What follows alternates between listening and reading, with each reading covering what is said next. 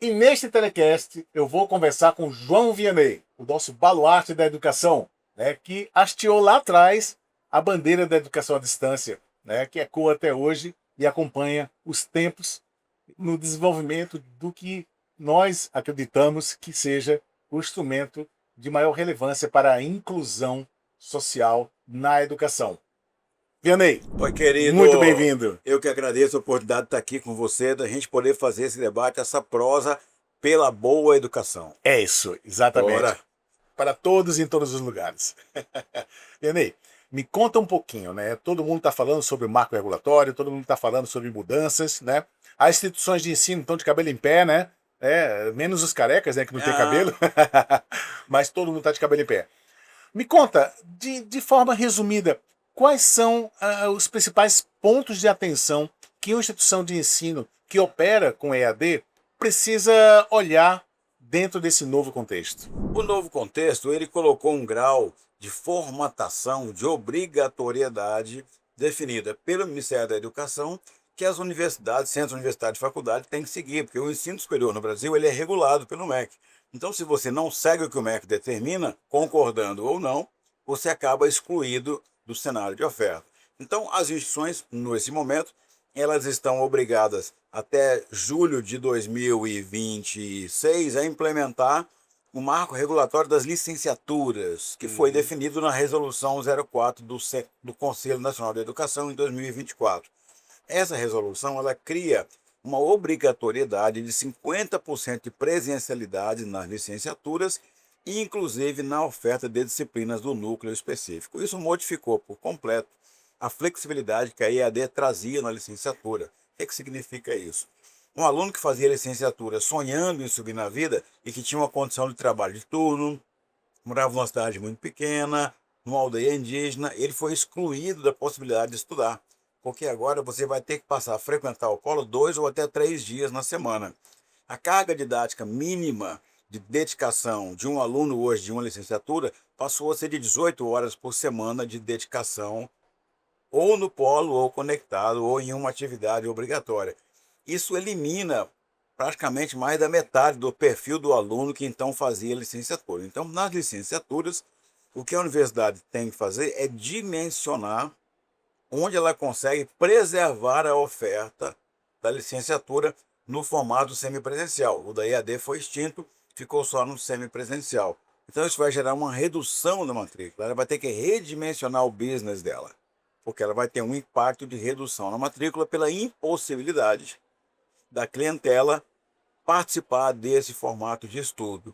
Na pedagogia, a queda estimada é de 30% a 50% do alunado, e é o maior curso. Tá? Quando você vai para história, física, química, biologia, só vai ser viável em polos de cidades muito grandes, porque você tem que formar uma turma. Por quê? Para você dar uma aula presencial da disciplina do grupo específico, você tem que pagar um professor para dar aquela aula. Então você tem que ter pelo menos um grupo de 15 a 20 alunos pagantes para sustentar a remuneração do professor. Então, em cidades muito pequenas, você só consegue 20 alunos em pedagogia. Em história, você conseguia um. Em física, conseguia um. Letras, conseguia dois. Educação física, conseguia três, quatro. Você não consegue mais formar uma turma de 15 a 20. Então, isso criou uma limitação, uma redução absoluta do ingressante na pedagogia e nas licenciaturas. Para as universidades, centros universitários ou faculdades, a conta é como que eu vou encolher e sobreviver. Isso das licenciaturas, mas pelo que nós Licenciaturas. vimos no decreto São dois 12.456, assuntos. isso também se estendeu para outros cursos, Não, são dois assuntos diferentes. é? Tá? Dois assuntos diferentes. A resolução das licenciaturas ela foi criada em 2024 e a vigência dela é 1º de julho de 2026. Então a urgência da licenciatura é maior. O Uhum. decreto 12456 ele foi criado em 2025 e a vigência dele é 2027. Então o decreto ele está em transição. Se você criar um curso novo, ele nasce dentro do decreto. Mas se você tinha um curso velho que estava andando, ele vai seguir andando até chegar em 2027. Então tem uma janela de transição dentro do decreto que ainda não está concluída. Então a urgência é da licenciatura.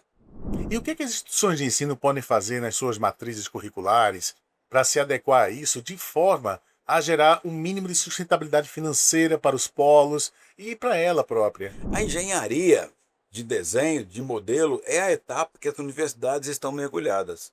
Como você tinha duas janelas diferentes, uma janela de implementação da licenciatura e uma outra janela para implementação nos demais cursos, a lição de casa nesse momento ainda está focada nas licenciaturas, tá? Porque era uma energia de encolhimento. É muito difícil fazer essa energia. Como é que você vai chegar para um polo, tá? Que ele tinha 120 alunos de licenciatura, 60 na pedagogia e 60 nos outros cursos. Aí você fala assim, a partir de agora não vai entrar aluno nos outros cursos. Aqueles 60 que você tinha, o curso entrou em extinção, o aluno vai até a formatura. Mas a cada semestre você vai perdendo alunos, que eles vão se formando. E você não vai ter mais turmas de matemática, química, física, biologia, história, tudo isso. Então é um cenário muito difícil, tá? O encolhimento.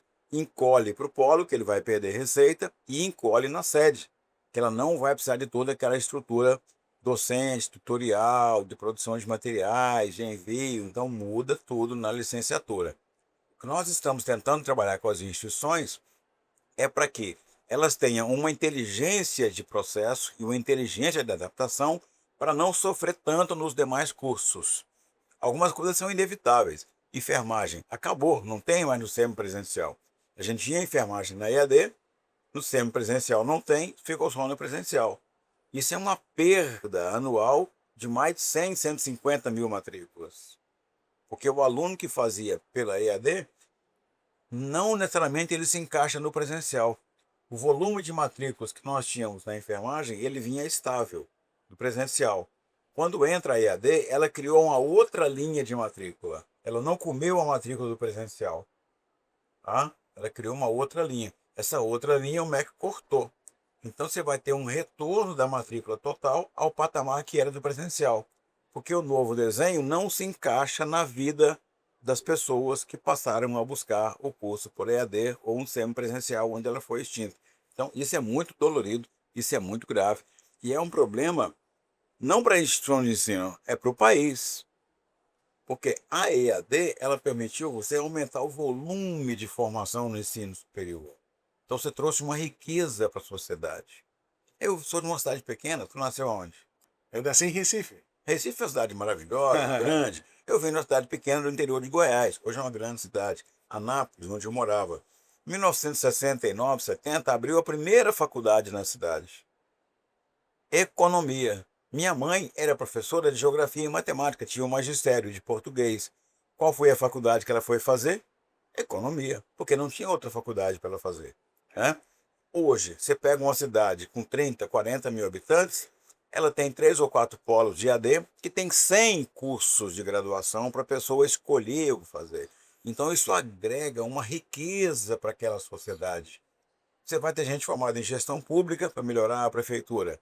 Você vai ter gente formada em gestão legislativa para melhorar a Câmara de Vereadores. Em gestão ambiental vai melhorar a condição de água, esgoto, fiscalização da produção agrícola. Então você vai enriquecer aquela comunidade. Porque o problema da pequena cidade é que o jovem vai para a capital fazer faculdade e não volta. Então ela perde diversidade e perde talentos. Com a EAD, não que é impossível a pessoa mudar de cidade, pelo contrário, pode mudar de cidade. Mas pela EAD, você forma na própria comunidade uma diversidade de competências. Então isso enriquece a pessoa que estudou e enriquece o coletivo da comunidade, que ela passa a ter um aporte de conhecimento, de capital social, de capital intelectual muito rico. E isso o MEC cortou, né? É meio inexplicável, assim. Não estou aqui para criticar o MEC, não, tá? Mas é uma coisa inexplicável, né? Como que você faz uma regressão civilizatória? É muito triste mesmo, né?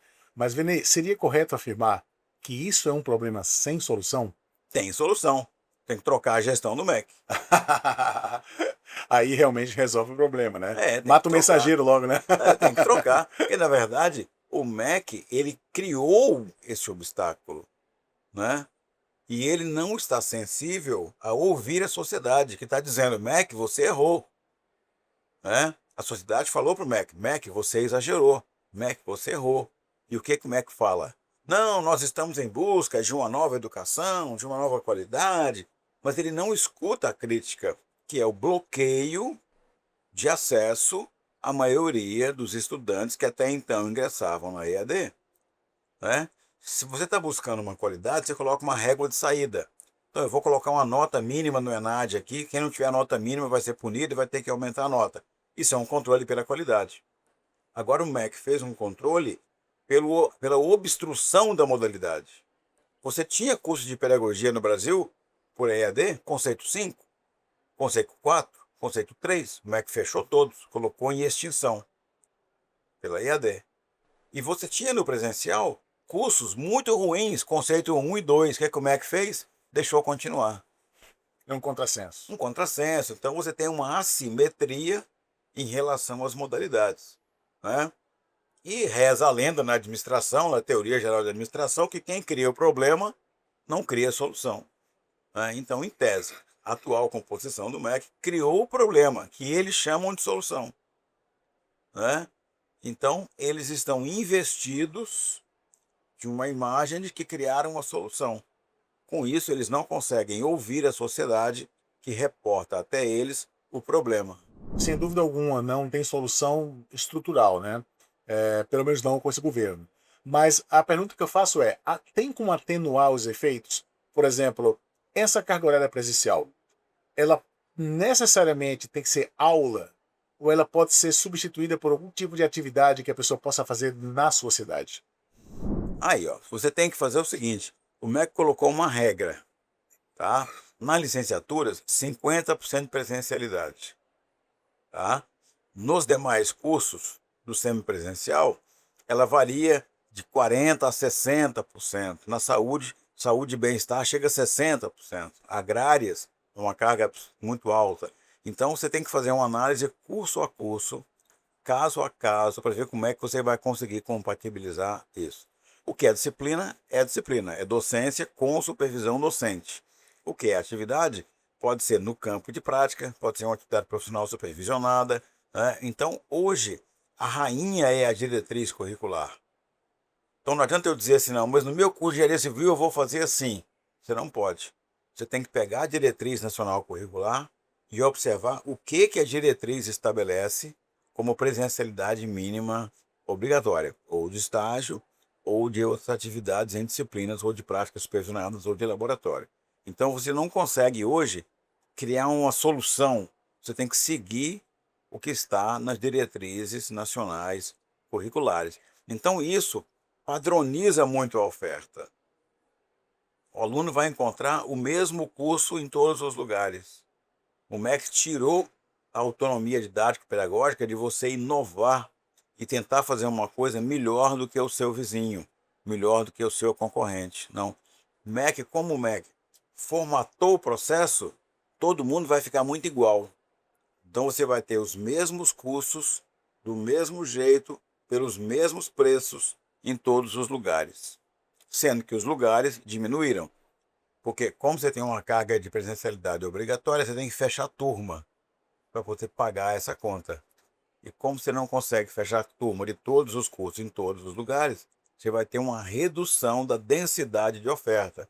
Você vai ter um corte na quantidade de municípios atendidos. Te dou um exemplo na área da educação. Sabe quantos cursos tem filosofia no ensino presencial no Brasil? Não faço ideia. Quantas cidades? 82 cidades.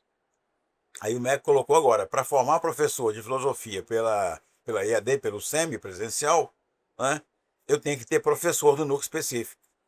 Eu não vou ter em 500 cidades, eu vou ter em 100, 150.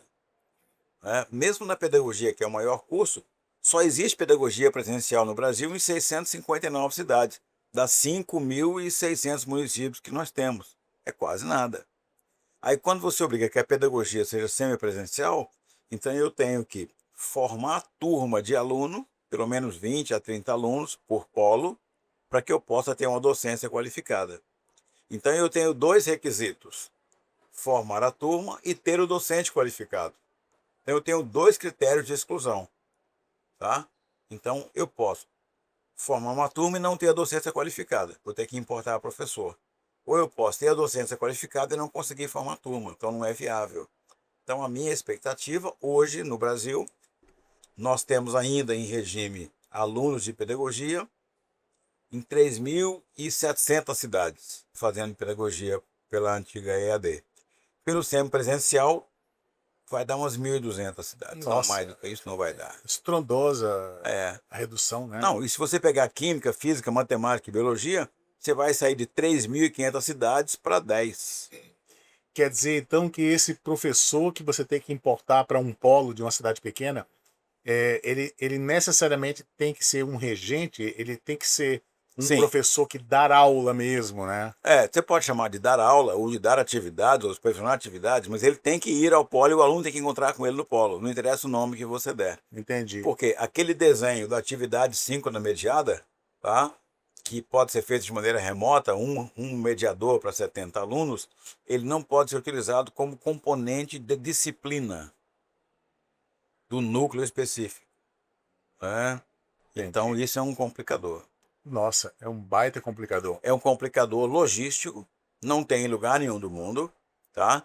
No congresso da ABED, o CIAED, onde nós gravamos esse take aqui, teve uma reunião com o diretor das séries, né? Um dos diretores das séries participou da reunião aqui, o professor Daniel Chimenez. Muito cortês, muito cordato, muito educado. Eu fiz uma pergunta no final para ele, perguntando se o MEC estava certo no que estava fazendo. Ele olhou, mas por quê? Eu falei, olha, se pegar o desenho do marco regulatório criado no Brasil e levar para Portugal, tem que fechar a Universidade Aberta de Portugal. Se levar para a Espanha, tem que fechar a UNED, que é a Universidade Nacional de EAD da Espanha. E tem que fechar o UOC. Se levar para a Alemanha, tem que fechar a Fernuniversität, que é a Universidade Virtual da Alemanha. Se levar para a Inglaterra, tem que fechar a Open University. Para qualquer lugar do mundo que você levar o marco regulatório do Brasil, fecha a Universidade de Educação à Distância. E ele me olhou assim, não respondeu. Né? Não dá nem para imaginar como possa responder uma pergunta dessa. Se você tem certeza do que você está propondo, se em qualquer lugar do mundo que você levar a sua proposta, ela fecha a oferta educativa, essa é a pergunta. É de se pensar. É de se pensar. Agora, deixa eu só voltar aquele ponto atrás, que eu acho que tem uma ponta solta na minha cabeça, né? Que talvez você me ajude a esclarecer. Então, ok, eu vou ter que importar um professor de filosofia, por exemplo, ou de biologia ou de matemática, tá? Esse professor vai lá, beleza. Vai ter que ir no polo. Vai ter que ir no Numa polo. cidade onde ele não mora. Ele não mora. Olha Perfeito. o custo. Aham. Mas vamos lá. Mas suponha que isso foi feito. Tá. Existe o professor que já mora lá ou que não mora, mas vai lá de alguma maneira. Existe uma flexibilidade da instituição de ensino mexer digamos, na linha temporal desse encontro, de tal forma que ele possa concentrar digamos, em meses ou semanas adjacentes esses momentos, Pode. para que haja uma rotatividade desse mesmo professor em outros polos? Pode. Pode ser? Pode, mas você agrega, além do custo salarial, o custo logístico. Entendi. Então você onera. Então, esse novo formato que o Ministério criou, ele é oneroso. Então você cria uma dificuldade para o aluno, que é pagar mais caro, ir mais vezes ao polo e ficar disponível num horário chaveado para fazer atividade síncrona mediada. Então você criou 3 obstáculos para o aluno. Tá? Então ele vai ter que pagar mais, vai ter que ir mais ao polo, vai ter que bloquear a agenda dele para atividade síncrona mediada. Só aí tu já cortou milhares de alunos. Tá? E quando você coloca uma cidade que tinha 100 ofertas de EAD, pelo novo formato, ela vai sair de 100 cursos ofertados para 20. Então você empobreceu a formação cultural, social, cognitiva, de gestão, de competências do pequeno e médio município. Isso é que é o mais triste. É verdade. Né? Vamos ter que formar professor do Paraguai e fazer convalidação. Não vejo outro jeito, né? Hoje é proibido. Ah, é proibido também? É proibido Ah, porque oh o my MEC God. exige uma série de requisitos que você não consegue validar. É muito difícil fazer essa validação. Nossa, Né? complicado isso, né? Então, assim, a notícia é ruim, tá? qual que é o lado bom da notícia ruim? Que você tem que se reinventar, né? Você tem que entrar num processo de inovação didático, pedagógica e tecnológica para você superar a dificuldade que lhe foi imposta, tá?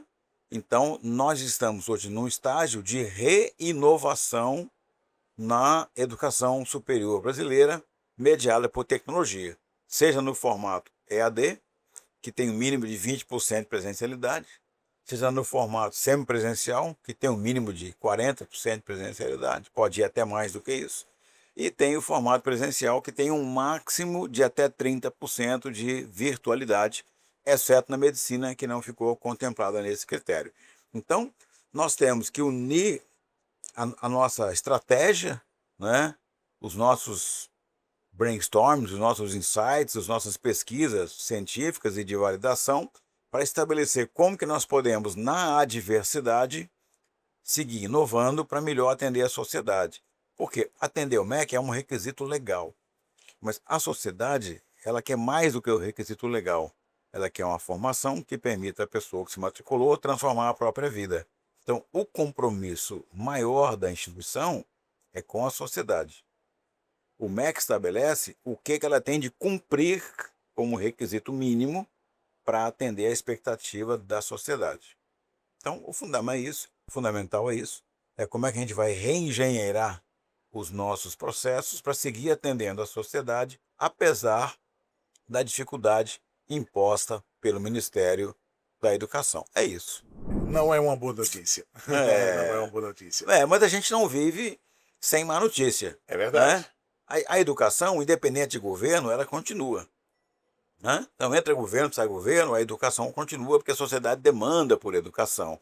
Então, nós vamos ter aí no futuro aí um jogo de forças tensionadas que vai mostrar ao Ministério da Educação que eles deram uma grande bola fora em 2023, 24, 25 e 26, né? Ao tentar denegrir a modalidade que foi a grande revolução de inclusão social no Brasil, que foi a educação à distância. Essa conta chega, já está chegando nas licenciaturas, com a redução dos ingressantes e o aumento do apagão docente. Ela vai chegar em todas as outras áreas, até que um ponto que se torne impossível de qualquer governo de plantão negar a realidade. Hoje o MEC nega a realidade, mas não é impossível você negar a realidade para sempre. É verdade, até porque contra números não há argumentos. Exatamente. Né? E claramente, né, eu conversei com algumas pessoas aqui, inclusive com um case, né, da Univag, lá do Mato Grosso, e que eles provaram cientificamente que a modalidade não interfere na qualidade da aprendizagem. Eles conseguiram, inclusive, indicadores superiores na EAD em relação ao presencial. O MEC não escuta. Pois é. O fato hoje é que é o seguinte, não basta a evidência científica. O MEC tem um bloqueio ideológico. Então, se você leva a evidência científica para uma pessoa que tem um bloqueio ideológico, ela te ouve, mas não escuta. Entendeu? Ela ouve porque é um ruído, mas ela não te escuta. Porque aquela melodia da sua voz e dos seus dados não entra no cérebro dela pelo bloqueio ideológico que ela estabeleceu. Que é o negacionismo ideológico que eles tanto combatem, né? É um negacionismo. Então a gente vive hoje um negacionismo no Ministério da Educação. Infelizmente. É. E você que está nos escutando deve estar refletindo, deve estar pensando mil coisas, né? De como reverter isso, né? Reverter não dá porque não depende da gente. Mas eu acredito na engenhosidade, na inventividade do brasileiro. É né? isso. Eu acredito. O desafio é esse. Esse é o desafio. E você que está nos assistindo, comenta aqui embaixo, tá? O que você faz, o que você pensa em fazer para contornar ou atenuar esses efeitos nefastos, né? Do novo marco regulatório, principalmente nas licenciaturas, né, professor? Esse é o ponto mais grave. Ele atinge tudo, mas o maior dano inicial é na licenciatura. Nas outras áreas, ele começa em 2027, mas também vai ser uma pancada firme. Vai ser uma pancada feia. É isso, gente. Eu comecei aqui com o professor Vianney, que nos presenteou aqui com, né, todo esse conhecimento, né, trazendo notícias fresquinhas diretamente de João Pessoa, do Congresso Internacional ABED de Educação à Distância, o CIAED 2026, e contribuindo aqui para levar para você, que pode ser que não esteja aqui no Congresso, não tenha vindo, mas que consegue aí acompanhar o que está acontecendo na pauta da educação brasileira. Professor, muito obrigado pela sua contribuição. Eu que agradeço, um abraço para você e para você que está nos assistindo agora aí. A vida é um cenário em aberto. Você pode e deve fazer diferente para que você consiga fazer melhor e mais do que você faz hoje. Essa é a pegada. Essa é a pegada. Muito obrigado pela sua participação e seguimos com o nosso telecast. Te vejo já.